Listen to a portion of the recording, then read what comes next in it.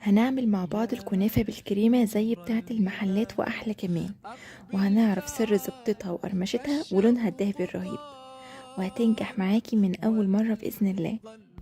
يلا نسمي الله ونصلي على الرسول ويلا بينا على الطريق. هنحتاج اول حاجه ربع كيلو كنافه. انا هعمل صينيه صغيره، لو انتي عايزه تعملي نص كيلو كنافه يبقى ضعفي المقدار اللي هقولك عليه. ربع الكيلو الكنافه دخلته الفريزر لحد ما اتجمد تماما، وبعد كده طلعته وكسرتها كويس جدا لحد ما بقى بالشكل ده. نزلت عليه بنص كوبايه سمنه بلدي سايحه وقلبتها كويس جدا لحد ما اتاكدت ان الكنافه كلها اتغلفت بالسمنه. سبتها على جنب، ودلوقتي بدات اجهز الكريمه. رفعت حلة على النار ونزلت فيها بكوباية لبن، وعليها معلقة كبيرة قشطة، معلقتين صغيرين سكر، ومعلقة كبيرة نشا، وقلبت كويس قوي على البارد. وبعد كده رفعت على النار.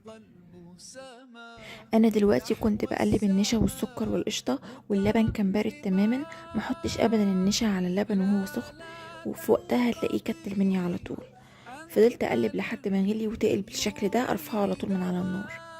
دلوقتي جهزت صينية مقاس 26 ودهنتها بمعلقة سمنة، ونزلت بنص كمية الكنافة وضغطت عليها كويس جدا بالشكل ده. رمضان رمضان ليتك دوما قريب. وبعد كده نزلت عليها بالكريمة. بحط الكريمة في النص بس مش بوصلها للأطراف، لأني لو وصلتها للأطراف لما بتدخل الفرن هلاقيها اتحرقت مني على طول. نحو السماء مترنما. بدأت أنزل على الوش باقي كمية الكنافة ووزعها كويس، وفي الآخر أضغط ضغطة خفيفة كده بس إن أنا بسوي الوش بالشكل ده زي ما انتوا شايفين. اكون مسخنه الفرن من قبلها ب10 دقايق على درجه حراره 200. ادخلها على الشبكه رف اوسط لحد ما تحمر من تحت وتبدا تاخد لون خفيف من فوق. ممكن وقتها اشغلها الشوايه علشان تاخد اللون الذهبي المظبوط. اكون مجهزه شربات تقيل بارد.